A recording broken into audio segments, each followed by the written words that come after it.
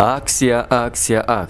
Эми бизде мурдагыдан да арзан. Атайын билет баасын болуп көрбөгөндөй эң арзан жана ыңгайлуу кылып койду. 10 мартка билет баасы $1200 жана эң сооптуу айлардын бири. Алайда ким умра кылса пайгамбар саллаллаху алейхи вассалам менен ажылык кылганын сообу берилген Рамазан айында умра сапарына экинчи ирет жолго чыгабыз. Мындан сырткары сизге ихрам кийими, умра боюнча китептер, сумка, жилет, аялдарга жоолук, замзам суусу бекерге берилет жана эми документке деп жүгүрбөйсүз. Баарын өзүбүз бүтүрүп, буйруса сиз көрбөгөн тарыхый жерлердин баарын зыярат кылып келебиз. Сиздер жетектеген илимдүү Дамла Санжар Тыныбек уулу. Байланыш үчүн номер 0773 691 877.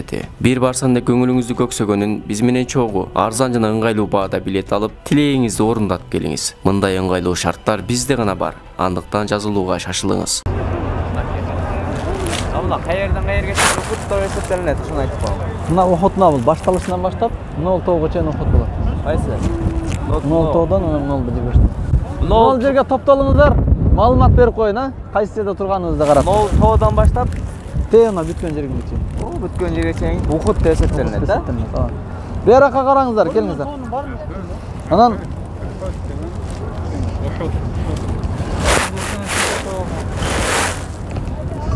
бүгүн эрте менен жаназага катышкандар мынча тоодон тоо чалып соо алдыңыздар. Кыйратта ошону айтат. Сахабалар сурашкан да, бир кыйрат канча сооп болот дегенде Ухуд тоосундай деп. Мындай.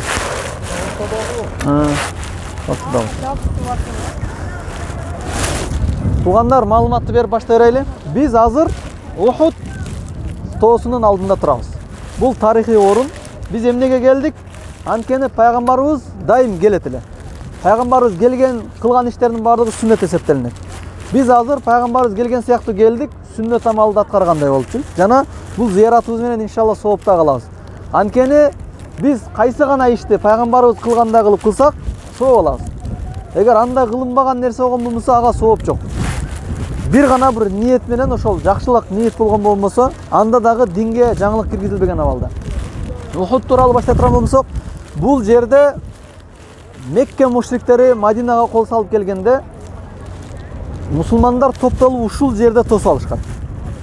Медина шаарына киргизбек.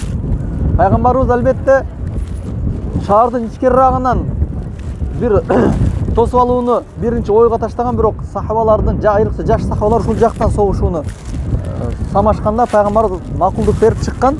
Анан эми Мекке мушриктери эмнеге келген? Мусулмандар көбөйүп кетелегинде жок кылып салуу максатта келген.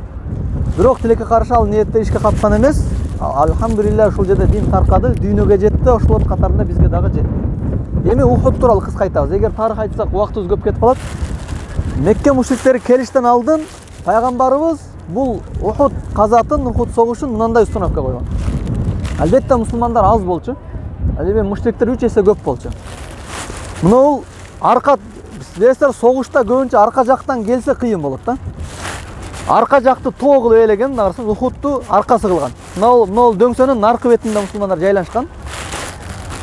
Мына берки тоо менен наркы тоонун алдынан келе турган жакты, ошо наркы, она тоонун үстүнө чыксаңдар билесиздер, нарактан келген адамдар менен согуша турган кылган. Бул наркы эме тарабын, сол тарабын тоо тосот, арка тарабын мына бул адамдар чыгып алып турган жаачандарга окшопчу. Ошол жерге 50 чакты жаачандарды койгон. Муну азыр биз турган тараптан келсе тосуп тура турган кылат. Жаа менен тосуп турат, ал эми согуш алды жагынан болушка аракет кылган. Бирок ушундай нерсе болгон, пайгамбарыбыз мына 50 чакты жаачанды чыгарып туруп дайындаган. Биз жеңип, же болбосо жеңилсек дагы түшпөйсүңөр. Ушундай команда берилген. Аткаргыла ушул жерде турушуңар керек, келген адамды коргойсуңар. Жада калса биз жеңип кайттык десек да кайтпагыла, бизден команда келгенге чейин деген. Же жеңилип, бардыгыбызды өлтүрүп, шахид болуп туруп, денелерибизди кузгундар жеп атса дагы түшпөгүлө деген. Бирок тилекке каршы баягы кой чологу менен жүз деп коет го. Ошол сахабалардын арасынан дагы көңүл бурбастыктар чыккан. 50-нин арасынан ушундайлар чыккан. Биринчи салгылашууда мусулмандар жеңген. Мушриктер качкан, ары карапчы. Качканда баларын таштап кеткен олжолорун бир жака жыйнап топтоп баштаганда булар айтышкан, болду жеңдик, түштүк дешкен. 50-нин 40-ы түшүп кеткен, 10-ы калган.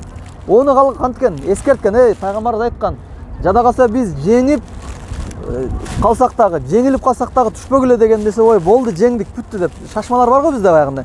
Я болду, бүттү деп баягы зоңдургандар бар. Түшүп кеткен 40-чы.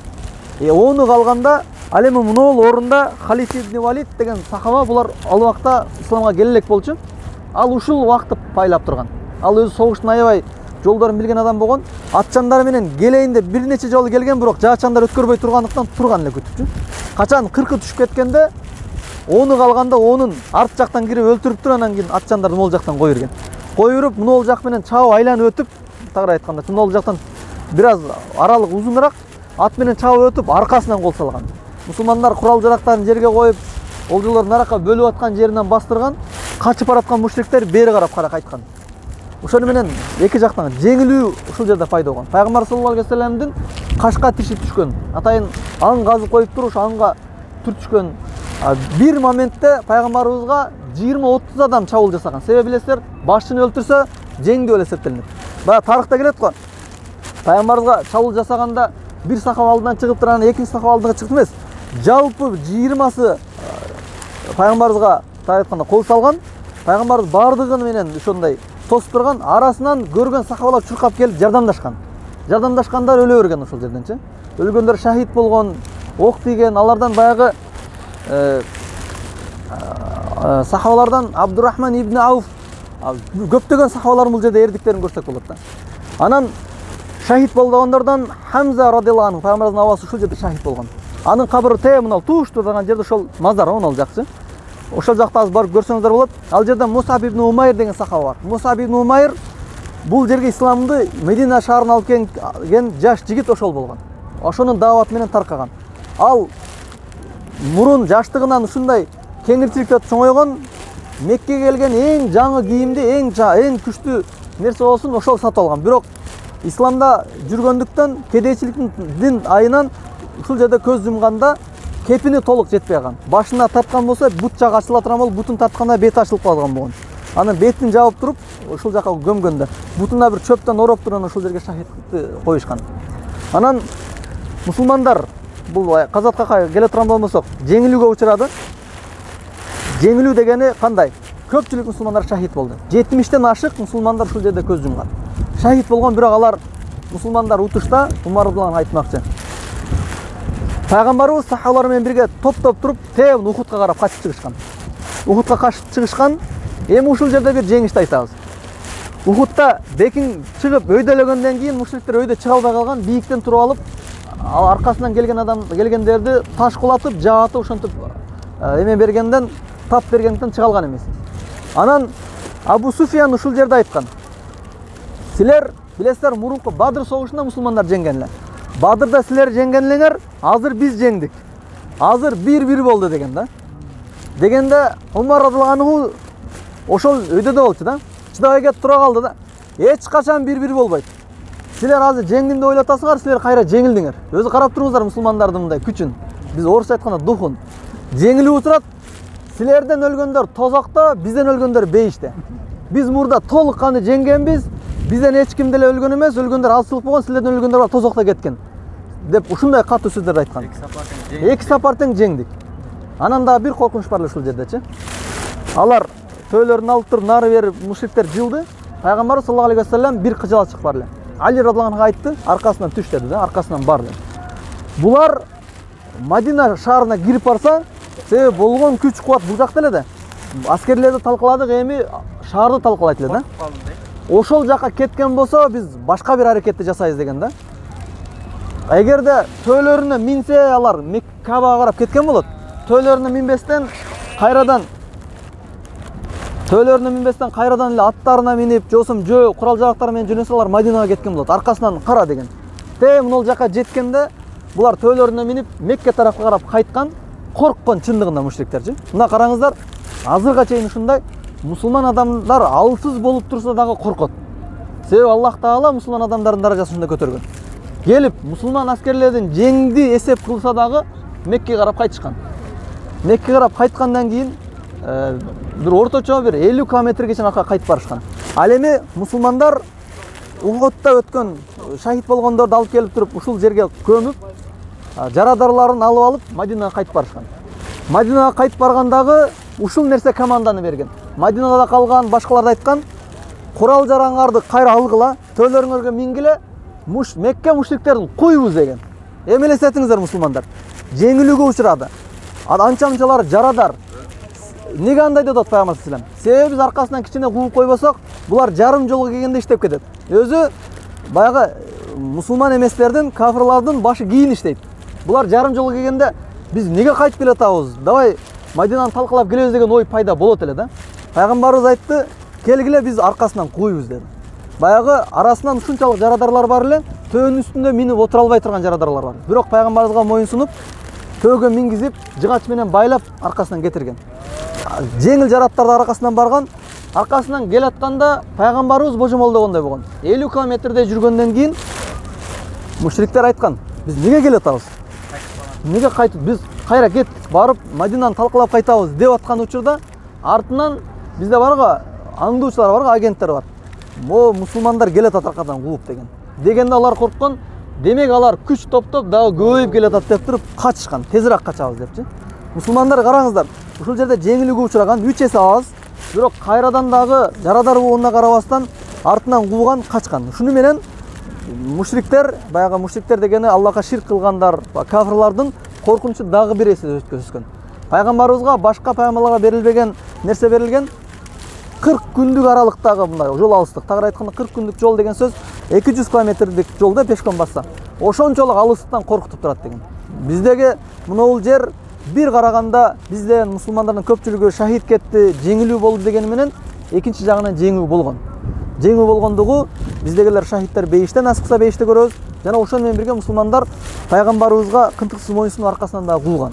Ал эми могул түшүп кеткен жаачандар дагы тооба кылып кийин Пайгамбар саллаллаху буйругу менен аркасынан кууп издегенде биринчиден кетишкен ушуларчы. Барып мусулмандар ушул жерде дагы немени Мединаны алып калышты. Алып калганын бирден бир себеби Аллахтан башка эч кимден коркпойт болчу. Баягы фарстар менен Халид ибн Валид согушканда билесиздер, 100 000 аскерди 3 000 аскер коркуткан. 10 эсе эмес да, 10 эседен ham көп да, 30 эсе аз болгончу. Ал эмнеден корккон? Мушриктердин аскерлеринин арасынан жалданма аскерлери бар, коркуталып келгендери бар, кулдары бар, акча үчүн чыккандары бар, бир болсо бир патриоттук менен чыккандар бар. Мусулмандардын ичинен азды бар, бирок бардыгыныкы жеңсек жеңиш, жеңилсек шахид деген ой болгон. Бардыгы Аллах ыраазылыгы үчүн деген болгон. Ошондуктан коркуталган эмес. Кыяматка чейин дагы эч ким коркуталбайт.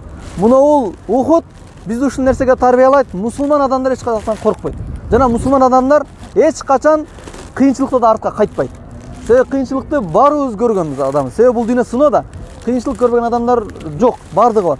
Кыйынчылыктан кайтпаган чыныгы мусулман болуп эсептелинет. Бул жердеги эмелер, Ухудтан алына турган сабактар кандай абал болбосун пайгамбарга кынтыксыз моюн сунуу керек экендиги жана кандай кыйынчылык болбосун артка кайтпастык экендигине тарбия берет. Себеби ийгиликсиз адам жыгылуу эмес. Ийгиликсиз, чыныгы ийгиликсиз адам жыгылган жерине калып кеткен. Мусулмандар жыгылган, бирок туруп аркасынан да кеткен. Үчүнчүсү, бул жер биздин тарыхыбызда биздин исламды жеткирип келген адамдардын эмгегин бизге көрсөтөт. Жана төртүнчүсү, ушул жерде баягы шахид болгондордон бул Хамза радыйаллаху анхунун жана Мусаб ибн Умайр сыяктуу андан башка сахабалардын эмгегин бизге дал өзүгө көрсөтөт. Башка жерлерде бар сахабалардын кабырлары белгисиз болуп калган, адамдар сыйынып кетпесин деп калтырган эмес. Бул жер ушул белги бойдон калган. Бул Хамза радыйаллаху анхунун шунчалык ачыркангандыктан баягы Хинд ушул өлгөндөн кийин дагы Хамзанын жүрөгүн бычак менен кесип ошону жеген атайынчы. Ушунчалык себеби мусулмандар ушунчалык жаман көргөн да. Жаман көргөндөн ошого чейин кылган. Муну өлтүргөн баягы атайын жалдама болуп келген Вахши деген баягы кара негир, ол кийин исламга кирген алчы. Анын кылган иши жалаң гана Хамзаны өлтүрүү болгон. Алыстан туруп ая жаны немени найзаны катып аткандыктан. Бирок кийин исламга келгенде элестетиңиздер, пайгамбарыбыз Меккеге мушриктердин бардыгын кечирип туруп, ла кибала лакум антум тулака дегенде, силерге эч кандай кек жок, бардыңар эркинсиңер деген Мекке мусулмандардын колуна тийгенде. Бирок Вахши исламга кирип келгенде айткан, исламга кирдиң, исламың үчүн кечирдиң, бирок мен көзүмө көрүнбөй жүр деген да. Себеби пайгамбарыбыздын абасын ушал жакшы көрөт эле, көрсөк эстей берет дегенчи. Себеби ал исламдан мурда болчу негизи. Бирок баары бир туугандык деген нерсе жүрөктө калат. Пайгамбар айткан, мен сени кечирдим деген, бирок көзгө көрүнбөй жүр деген. Бизде дагы ушундай окуялар болот. Кээде мусулман адам кечирилет, бирок кээде жүрөктө калатаган нерсе болот. Ошондуктан бул тарых ар бир бизге сабак болот. Жана дагы кечирим жолунда айта турган болсок, Нол Ухудта катышкан сахаба болгон. Кийин Хандак согушунда Мекке мушриктерине мусулмандардын планын айтып аткан кат жөнөткөн, аны да кармашкан жолдон. Бирок аны Пайгамбар саллаллаху алейхи вассалам жөн кечиргендиги ал Ухудта катышкандыгы себептен. Болбосо мусулмандардын келечектеги баягы Меккеге болгон сапарындагы пландарын айтуу бул предательство болчу. Бирок аны Ухуд себептүү, Бадыр себептүү кечирген эле. Иншалла Аллах Таала барыбызга ушул жерге келүү насип кылды. Башка бизди көрүп турган туугандарыбызга насип кылсын. Мына Ухудта жүрүп сахабалар чоң сыйлыкка жетишти. Ошолордун соогуна бизге дагы насип кылсын. Пайгамбарыбыз саллаллаху алейхи вассалам айткан, мына сахабалардын кылган соогу силердин бимудда ахадикум деген, силердин бир кош берген арпаңардын же курмаңардын садакасы алардын нол бир Ухуд тоосундай алтын садака кылганда барабар эмес деген Пайгамбар саллаллаху алейхи вассалам. Ал кимге айткан? Аны Халид ибн Валидке айткан. Халид ибн Валид кийин исламга кирген. Бул алдыңкы моолдорду, алдыңкы сахабалар менен талашып кеткенде айткан. Кийин кирген сахабаларга айтат. Силердин бир кош, астагфирулла, алардын бир кош алтыны, бир кош мындай арпа же болсо курмасы силердин бир тоо Ухуд тоосундай алтынны бергенде барабар эмес деген. Алар ушундай чоң сооптан алып кеткен, жада калса Куранда аталган. Радиаллаху анхум раду анх депчи. Алар Аллахтан ыраазы болушкан, кандай абал болсун наразы болгон эмес. Аллах да алардан ыраазы болду депчи. Ошондуктан биз сахабалардын айтын айтканда радиаллаху анхум дейбиз да. Радиаллаху анхум Аллах алардан ыраазы болду. Же болсо Аллах алардан ыраазы болсун. Биз барыбыз Аллахтын ыраазылыгын табабыз деп жүрөбүз да. Бизге күмүй боло турган ушу сахабалар. Себеби биз койгон максатка алар жетишкен. Биз дагы алар койгон максатка жетип насип кылган болсун. Аллах Таала барыбыздан насип кылган болмосун. Үй бүлөбүзгө, барыбыздын үй бүлөбүзгө тынччылык жана береке берсин. Ассаламу алейкум рахматуллахи ва баракатух. Азыр чыгып мына бул жаачандардын тоосуна бир чыгып, андан кийин экинчиси мына бул шу немелердин шахидтердин кабырларын бир зиярат кыласыздар.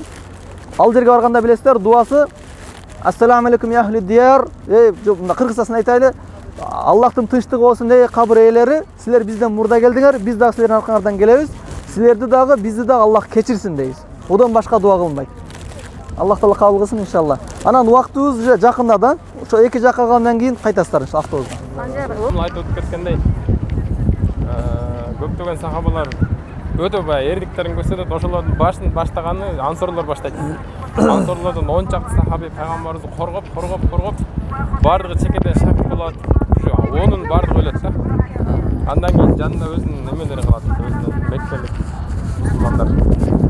Бир шахидти көрүнгөр келсе, мунун карагларды кимди айтат билесизби? Убайдилла ибн Талха ибн Убайдилла деген сахаби болот. Денесинен 180ге жакын жаракат алат. Бирок ошондой болсо, колдору кесилип кетсе дагы согушуп жүрө берет да. Субханалла.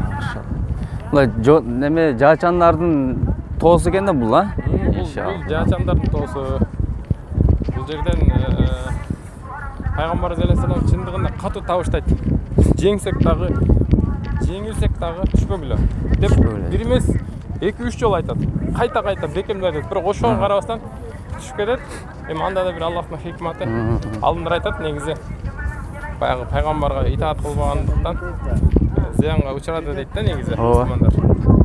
Ал бир эми. Ажеге чыктыңыз жаачандар тоосуна? Чыктыңызбы? Чыктым. Машалла. Эми бул баягы кыяматка чейин келүүчү мусулмандарга бир сабак болот да. Болбосо мусулмандар башында машалла жеңип келаткан да. Акылга салсаңыз, алейкум ассалам ва рахматуллах. Эгер мусулмандар толугу менен пайгамбардын айтканына амал кылып баш ийген да, мусулмандар толугу менен жеңишке жетишүү мүмкүнчүлүгү бар эле да. Мушриктер ушунда качкан. Ишене бериң, жанагы Хинд Абу Суфяндын аялы. Ал ушундай бир катуу неме менен келген да, план менен келген. Бирок антып берем деп. Кесип берем. Бирок бир сахаби айтат, мен дейт көрдүм дейт. Хинд дейт, көйнөктөрүн көтөрүп алып, ноотуп качып баратканда муну балтырларын көрдүм деп айткан да. Жан керек да, жан. Жан керек. Ошо качкан. Алла Таала мусулмандарга сүр дагы берип коет да. Мынакей туугандар, жаачандардын тоосундабыз. Жаачандар мына ушул жерде турушкан экен. Азыр чокусуна чыгып алгандан кийин дагы кичине баян беребиз. Жаачандардын тоосу. Кайдама 1 2 5 6 7 8 11 12 13 14 15 16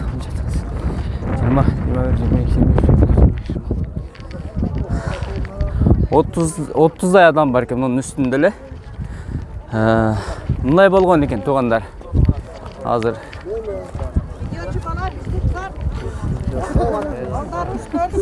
тартып атам сиздерди. Мынакей жаачандардын тоосунун үстүндө турабыз. Мынакей буюрса жаачандар мына ушул жерде тургушкан. Пайгамбарыбыз саллаллаху алейхи вассаламдын армиясы могул мынакей мына тарттапбыз. Жаачандар мына эжелер турган жерде турушкан. Бардыгы окторун даярдап, Пайгамбар саллаллаху алейхи вассаламдын армиясы мына азыр мечиттин асты турат го. Ошондон бир аз алдыраак жерде турган. Мына курмалар турган жерде, ошол жерде турган. Капырлар болсо мына ол мечит турат го, астыдагы мечит. Ошол тараптан келишкен. Мынакей мына мечиттер турат. Ак мечит турат. Мына чоң мына Ухуд тоосу деп аталат. Мына Ухуд тоосу 10 жерге чейин. Мына ушул жерге чейин Ухуд тоосу деп аталат. Жаачандардын дагы бир бөлүгү дейт, наркы бетте дагы турушкан дейт. Азыраак бөлүгү наркы бетте дагы турушкан дейт. Пайгамбар саллаллаху алейхи вассаламдын армиясы мына ушул жерде турган. Капырлар нар жактан келишкен. Бирок Халид ибн Валид деген аскер башчы, ал согуш тактикасын өтө кыйын билген киши, ал киши мына жакта турган армиясы менен аркасында. Пайгамбар саллаллаху алейхи вассалам алар мына жаачандарга айткан: биз өтсөк дагы, өлсөк дагы, тирилсек дагы, денебизди кузгундар жеп башка болуп кетсе дагы, согуш бүтсө дагы ордуңардан жылбагыла деген. Жылбагыла деген. Бирок ага ондай эле адам кулак салып калган 40 жерге түшүп кеткен дагы мына ушундай кыйынчылыкка учурап калган. Халид ибн Валид бул жактан 1-2 жолу урунуп көргөн экен. Согуш бияктан мусулмандар бул жерде турат да. Мусулмандар бул жерде турат. Халид ибн Валид мына жактан келет. Мына жактан келип 1-2 урунуп көргөндө жаачандар каттуу октор менен аткылаганы, жаадырганда октор менен. Анан кайра аркага кайтып кетет экен бияка. Аркага кайтып ушул жакта күтүп турат. Пайгамбар саллаллаху алейхи вассаламдын армиясы бул жактагы келеткан мушриктердин көбүн өлтүрүп, анан алар качып жөнөгөндө ушул жерде жаачандар турган, жаачандардын көпчүлүгү 40 жерге түшүп кетет.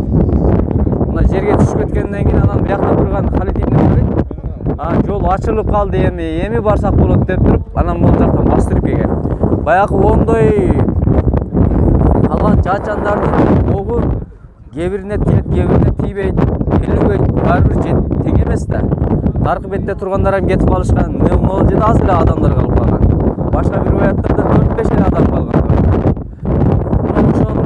Ошондон пайдаланып Халид ибн Валидтин аркасынан келип туруп анан мусулмандарды мына жерде өлтүрө баштайт. Ошол жерден анан Хамза ибн Абдул Мутталиб өлөт, чоң сахабалар өлөт бул жерде. 70ге жакын сахабалар бул жерде өлүп. Ошол алымдар айтышат, бул Пайгамбар саллаллаху алейхи вассаламдын бир эле айтканын кылбай койгондуктан мына ушундай чоң кырсык балелер келип калды дейт. Ошондуктан Пайгамбар саллаллаху алейхи вассаламдын ар бир айтканын амал кылсак, иншалла жашообузга, дүйнөбүзгө, ахиретибизге сөзсүз түрдө пайдасы тиет. Пайгамбар саллаллаху алейхи Алла Таала Куранда айтат, Пайгамбар өзүнүн нафси хавасы менен сүйлөбөйт, балки ал вахийди гана сүйлөйт дейт. Ошондуктан Пайгамбар саллаллаху алейхи вассалам эмне деп буйрук берген болсо, ошону сөз түрдө кылт этпестен аткарганга аракет кылыш керек болот. Бул себеби Алла Тааладан келип аткан вахий болуп эсептелет да. Мына ушундай туугандар, Ухуд тоосу боюнча Пайгамбар саллаллаху алейхи вассалам мына ушундай сөздөрдү айтып кеткен. Башка бир хадис дагы Ухудга тиешелүү айтайлы. Ким жаназага катышса дейт, бир кыйраат сооп берилет дейт. эгер аны көмүүгө дагы катышкан болсоң 2 кыйрат сооп берилет дейт. 2 кыйрат деген эмне дегенде 2 кыйрат деген Ухуд тоосунчалык соопко ээ дейт. Ухуд тоосунчалык дейт сообу дейт. Ушул Ухуд тоо мына жерден башталып, мына ушул жердин акырына чейин бүтөт. Ушунча соопко ээрелешет. Кандай тоочунун ортосуна мына ушундай тоонун сообуна жетишесиңер иншалла. Жаназага катышкандар, аны көмүү үчүн катышкандар иншалла мына ушундай соопко жетишесиздер. Алла Таала баарыбызга ийгилик берсин. Пайгамбар саллаллаху алейхи вассаламдын Алла Тааланын буйруктарын аткарып жашоого баарыбызга насип болсун. Ассаламу алейкум ва рахматуллахи ва баракатух.